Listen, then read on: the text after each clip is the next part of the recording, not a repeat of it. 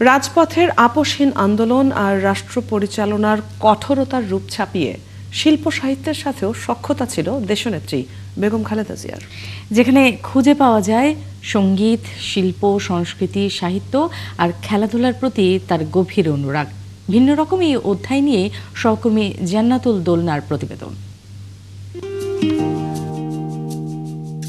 রাজনীতির মাঠে যিনি ছিলেন দৃঢ় আর অনমনীয়, সংস্কৃতির পরিসরে সেই খালেদা জিয়াই হয়ে উঠেছিলেন পরিশীলিত মানবিক এক অভিভাবক।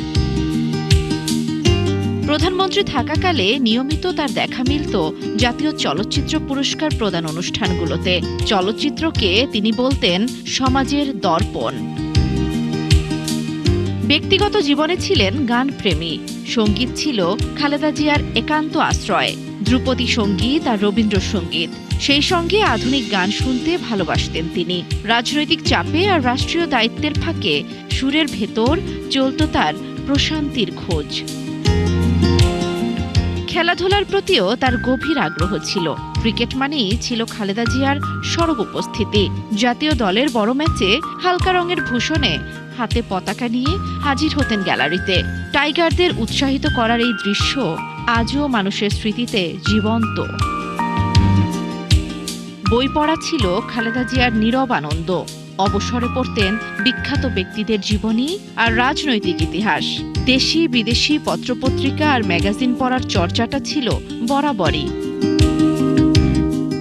নতুন কুড়ির মঞ্চে শিশুদের উপস্থাপনা কিংবা বিতর্কের সেটে খুদে বিতার্কিকদের কথা শুনে তার নির্মল হাস্যোজ্জ্বল মুখ মানুষের হৃদয়কে আজও আন্দোলিত করে। শিশুদের আবেগ বুঝতে পারার এক সহজাত ক্ষমতা তার আয়ত্তে ছিল প্রবলভাবে। দেশীয় সংস্কৃতি চর্চায় বিএনপির সাংস্কৃতিক সংগঠন জাসাসকে তিনি দিয়েছেন বিশেষ গুরুত্ব। দুই ঈদসহ নানা উৎসবে তার বাসভবন হয়ে উঠত কবি, সাহিত্যিক ও সংস্কৃতি কর্মীদের মিলন মেলা, যেখানে রাজনীতির বাইরে মানবিক সৌহার্দ্যই ছিল মুখ্য। রাজনীতির ইতিহাসে বেগম খালেদা জিয়া আপোষহীন নেত্রী হিসেবেই স্মরণীয় থাকবেন। তবে তার শিল্পানুরাগের অধ্যায় আরও বেশি মনে করিয়ে দেবে মানবিক এক রাষ্ট্রনায়ককে। জান্নাতুল দোলনা, ৭১।